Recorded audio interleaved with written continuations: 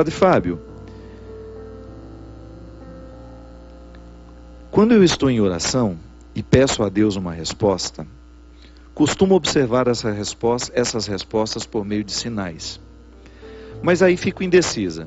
O que devo fazer quando percebo o sinal? Primeiro, a gente precisa conviver com ele, Débora, porque às vezes a gente faz a leitura do sinal de acordo com o nosso desejo. Deus nos fala. Eu me lembro que na minha dissertação de mestrado, o eixo, o ponto principal da minha reflexão foi justamente como Deus se manifesta na vida humana. Era um título comprido, difícil, né? O processo da revelação divina, o processo maêutico da revelação. É um teólogo que eu gosto muito, que eu escolhi para ser o meu teólogo de dissertação, que pega no conceito socrático de maêutica. Sócrates era filho de parteira. E ele, observando a mãe dele, ajudando as mulheres a dar à luz, porque a parteira, ela facilita o parto, né? Ela não faz o parto, ela facilita para que a criança nasça. Sócrates, observando, ele identificou que aquele processo de parturiar uma criança é semelhante ao processo de fazer nascer o conhecimento numa pessoa. A criança já está lá dentro, a gente só faz sair para fora, né? Vir para fora. O conhecimento é a mesma coisa. Quando eu estou com uma criança, Sócrates acredita que todos os conhecimentos do mundo já estão dentro daquela criança.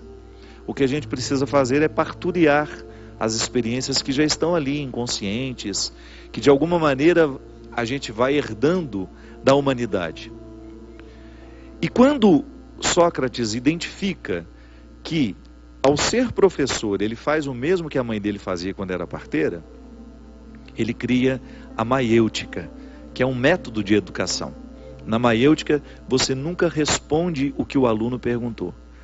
Você faz uma pergunta respondendo a outra, entende? Você não responde com uma resposta, você responde com uma outra pergunta. Então, eu vou estimular aquele que me pergunta a chegar à resposta por ele mesmo. Eu não dou a resposta pronta. Ele me pergunta, ao invés de responder, eu faço uma outra pergunta para ele. Eu faço isso muito com a minha mãe, porque a minha mãe, ela é muito esquecida, ela é distraída. Algumas pessoas achavam que ela estava até esclerosada já. Eu falei, não, eu conheço bem a minha mãe é distraída. Então quando ela pergunta, será que eu já tomei esse remédio? Eu falei, mãe, será que a senhora já tomou remédio? Eu faço a mesma pergunta para ela. A senhora acordou que hora? O que a senhora fez na hora que levantou? E aí eu sei que ela já tomou.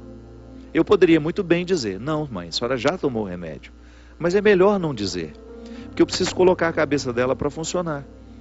Então, esse era o meu método maêutico com a minha mãe. Ao invés de responder, a senhora já tomou, eu fazia uma pergunta que ajudasse ela mesma a chegar à conclusão de que ela já tinha tomado. O teólogo da minha dissertação pegou esse conceito de maêutica, que Sócrates aplicou na sua filosofia, no seu processo pedagógico, na sua maneira de ser professor, que Sócrates era professor, e ele interpretou que a revelação de Deus na história é sempre assim. Nós já temos todas as respostas dentro de nós. Deus já está presente dentro do meu coração, Deus já está presente dentro do seu coração. Como é que eu vou descobrir a sua vontade? À medida em que eu permito que esse Deus fale comigo. Não há nenhuma novidade mais a ser dita, e a igreja diz isso. A revelação terminou com a morte do último apóstolo. Olha que interessante isso. Mas como é que eu posso extrair alguma novidade dessa revelação de Deus na história humana, que teve o ponto alto em Jesus e que depois terminou de ser manifestada com a morte do último apóstolo? Eu vou descobrir que toda essa novidade já está dentro do nosso coração, dentro da nossa consciência, e nós vamos descobrindo à medida que nós vamos fazendo as perguntas para nós mesmos a respeito do que Deus quer de nós. Então, Queiruga, que é o teólogo que eu estudei, ele dizia assim: Deus sempre fala com o coração humano. Deus nunca priva. Pode ser o homem mais pecador do mundo, Deus vai falar com ele, se ele der condições de ouvir a voz que lhe fala. Então, Deus está sempre falando comigo, Deus está sempre falando com você. A gente poderia até ousar em dizer, Deus fala mais com o Papa Francisco ou fala mais comigo? Deus fala mais com o Papa Francisco ou fala mais com o Christian? Deus fala do mesmo tanto, com todos nós. O que vai fazer a diferença é o tanto que a gente para escutar. Deus fala comigo com a mesma intensidade que falou com Santa Teresinha. Deus fala comigo com a mesma intensidade que falou com Francisco de Assis. O que vai fazer a diferença é o tanto que eu paro para ouvir o que ele diz. Aí Queiruga até dizia que Deus se manifesta sempre, mas que nós temos os obstáculos da nossa inteligência, ou então da nossa pouca inteligência, de não sermos capazes de compreender o que ele nos diz. Então, Débora, toda vez que você percebe que Deus lhe dá um sinal, conviva com esse sinal.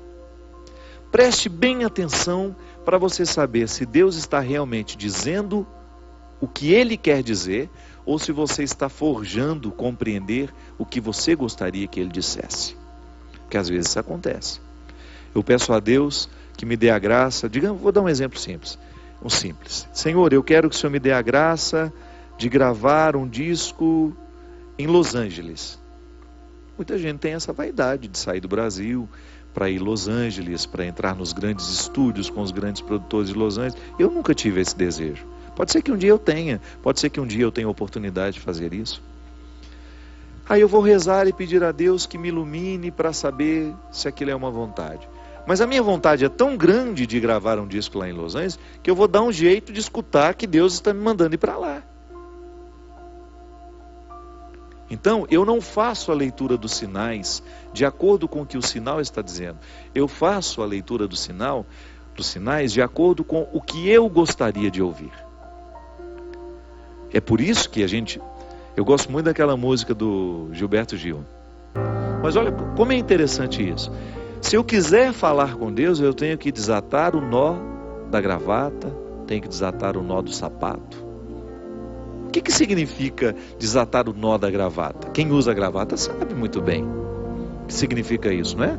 Depois de um dia de trabalho, você chega em casa cansado, estressado, você vai tomar uma taça de vinho, primeira coisa que você faz? Desafrouxa o nó da gravata, porque aquele nó, ele está muito ligado à obrigação, postura. E quando a gente chega em casa, você quer mais é ficar à vontade. Tirar os sapatos é uma demonstração de intimidade. Quando eu chego na casa de uma pessoa que eu tenho intimidade, eu não ouso em tirar os meus sapatos, ficar descalço, porque me faz bem. É uma maneira que eu tenho de dizer ao meu corpo que ele pode relaxar, que ele está em casa. Quando a gente quer falar com Deus, e o poeta Gilberto Gil nos deu algumas dicas preciosas, a gente tem que desatar os nós do desejo também. Isso é, eu não posso ficar amarrado àquilo que eu tanto desejo. Eu tenho que me despojar. A grande questão é essa. Só pode ouvir o que Deus está dizendo aquele que despojou do que diz a si mesmo. É até bom repetir isso. Só pode ouvir o que Deus está dizendo aquele que despojou-se do que diz a si mesmo. Porque aí eu corro o risco de ouvir não o que Deus está me revelando, mas eu corro o risco de ouvir aquilo que eu gostaria que Ele me revelasse. Então, se eu não desafrouxar os nós, se eu não retirar um pouco o meu desejo da história, aí você pode até dizer, padre, mas um ser humano pode viver sem desejar? Não, mas nós podemos observar o desejo. Nós podemos ter uma compreensão cada vez mais acertada do que desejamos, de como funciona o nosso sistema. Nós desejamos o tempo todo e é isso que nos mantém vivos.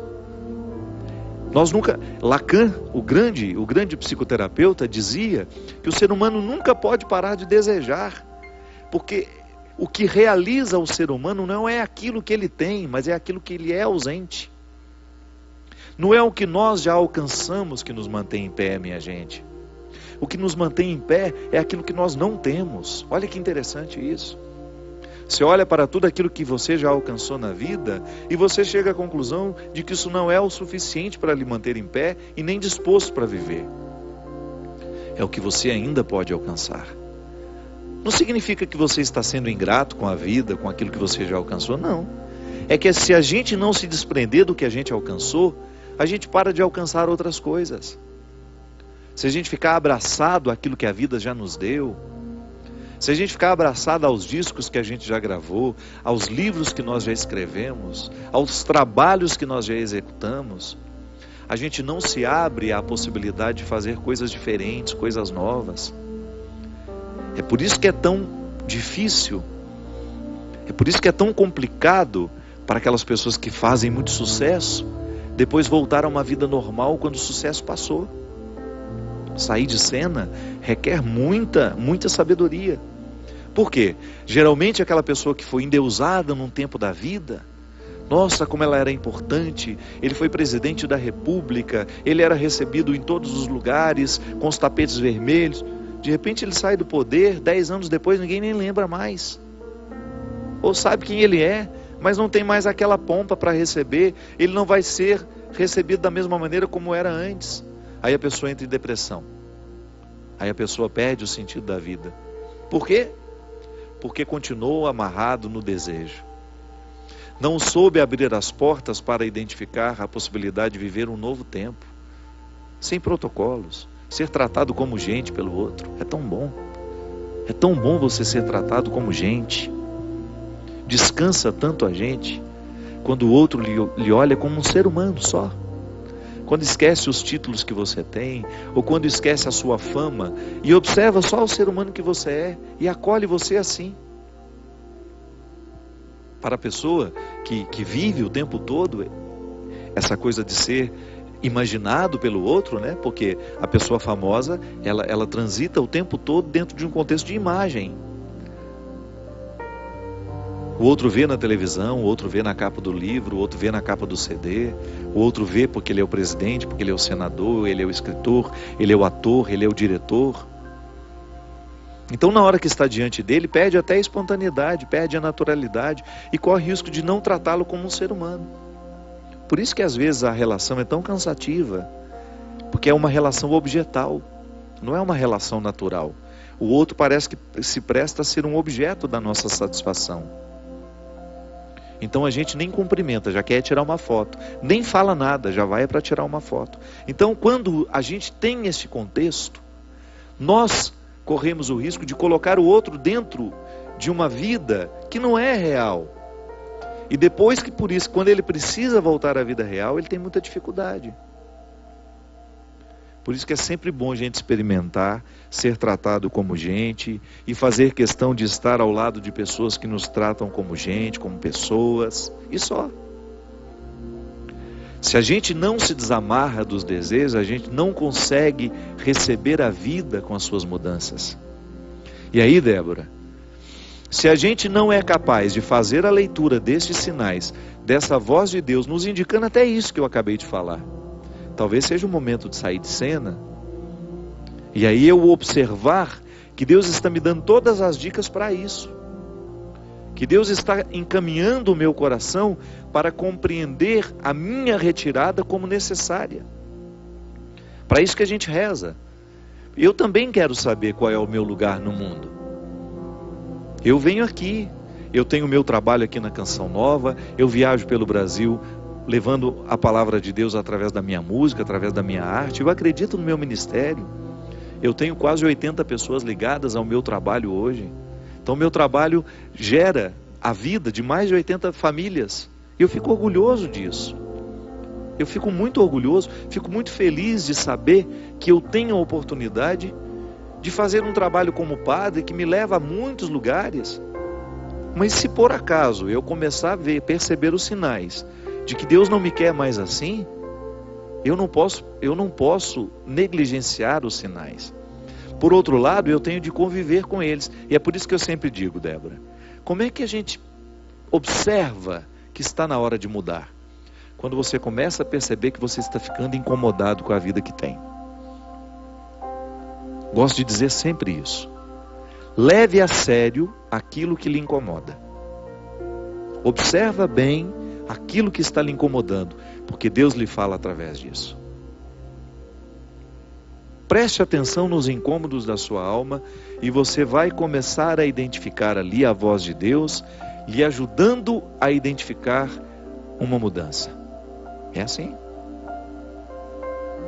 Quando nós percebemos que o coração está ficando incomodado, que você já não está inteiro naquilo que você faz, talvez Deus esteja ali te lançando uma corda para que você segure e Ele te leve a um novo tempo, a uma nova vida. Eu admiro muito, e eu já vi muitas pessoas fazerem isso. Saírem no auge dos seus trabalhos e optarem por uma vida mais reclusa, optarem por uma vida mais simples, optarem por uma vida com mais cotidiano, digamos assim, né? Com mais rotina. Quem se lembra daquela menina, né? Ana Paula Arósio, né? Aquela atriz da Globo, famosíssima. De repente aquela menina, sei lá, incomodada com o contexto da vida que vivia, teve coragem de abrir mão de tudo. Uma atriz ter um contrato com a Globo, a gente sabe o que significa. Não sejamos hipócritas. Quem trabalha nesse ramo, tenho certeza que 90% dos atores do país gostariam muito de ter um contrato de exclusividade com a Rede Globo, que é a maior produtora de teledramaturgia da América Latina. Então, de repente, uma moça daquela que diz, eu não quero mais, aí se refugia para viver no sítio. A gente sabe, né? Foi viver num sítio. Quais são os motivos do coração daquela menina? Qual foi a voz que ela ouviu? Não sei. O que eu sei é que ali houve uma transformação muito corajosa, uma renúncia muito corajosa, que eu preciso fazer, você precisa fazer. Todos os dias nós precisamos prestar atenção no que incomoda o nosso coração. Porque a partir do momento que a gente sabe o que nos incomoda, é que a gente começa a entender o que Deus quer de nós. Muitas vezes, grandes transformações só virão no momento em que a gente levar a sério aquilo que está nos incomodando. Obrigado pela sua companhia, obrigado pela oportunidade de estar com vocês. Peço que Deus nos abençoe, que derrame sobre mim, sobre você, sobre a sua casa, sobre a sua família, a bênção e a proteção do céu. Ele que é Pai, Filho e Espírito Santo. Amém.